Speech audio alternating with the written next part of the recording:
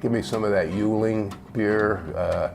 They spell it Y-I-N-G-L-I-N-G. The original spelling was J-U-N-G with an umlaut over the N, J-U-N-G-L-I-N-G, and that was the original spelling.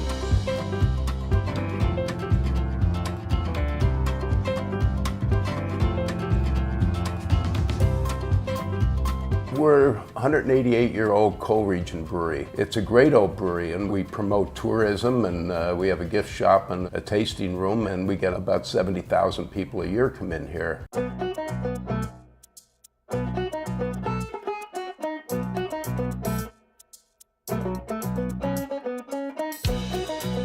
Craft beers were just starting. They began out in the Northwest in Washington and Oregon State, and that was started to gravitate east.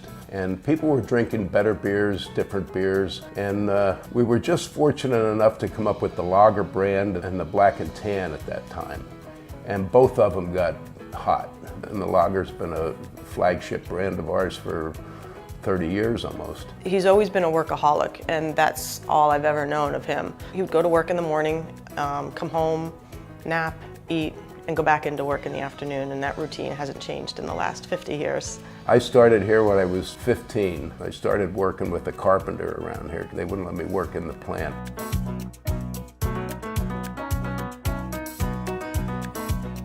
We get feelers that people want to buy us, or investment firms, but you know, it's kind of sad. When I started here, Budweiser was run by the Bush family, and the Miller people were beer people, and of course the Coors family, they're still in it. Pete Coors is still in the beer business, but they've merged with Molson.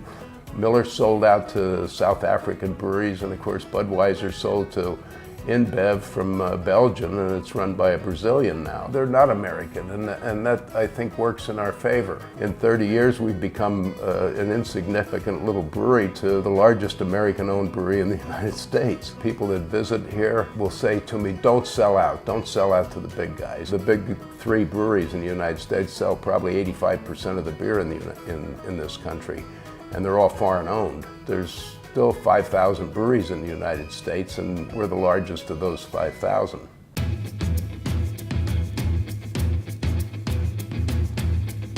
My boss at Yuengling is my dad. Oh, it's great working with him. You have your kids all committed to work here and really take a very positive outlook on the company and want to see it continue to grow. Knowing that I'm working with my dad and my sisters very closely, there's a sense of obligation because you want to do the right thing, not only for your family, but for your employees.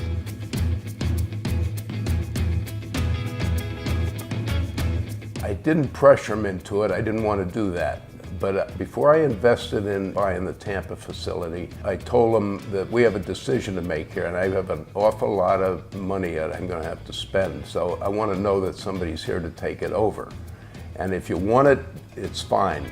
But I want you to make sure that you want to do this. I think that got into their head and sort of convinced them about the past generations that ran this through the Civil War and World War I and II and Prohibition. We kept this thing alive, and I think that got into their head and convinced them that this is the right thing to do for them. I started working at the brewery. I just finished up my graduate work, so I was 24 years old. I can't honestly say it was at the forefront of my mind. I got my business degree in college, so unconsciously, yes, I probably thought there was going to be an opportunity for me to come back into business. There's always disagreements with my dad, but there are times when I get a small win in there too, and I know in the end he's making me more business-minded than had he not been here.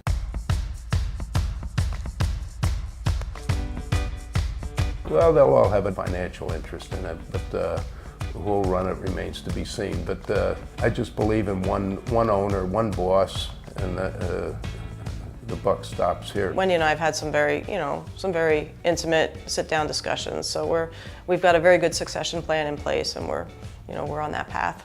No, I haven't planned anything. I'm only 74. I'm looking for another 26 years, so I'll make that decision before I turn 100. D.G. Yuengling & Son has worked for 188 years. Well, we'll put daughters on there. You can put daughters on there. There's no rule against it. Yuengling. Yuengling is the worst pronunciation of Yuengling that I have heard. We've also heard that, Yuengling, it's the Chinese beer, Y-I-N-G-L-I-N-G.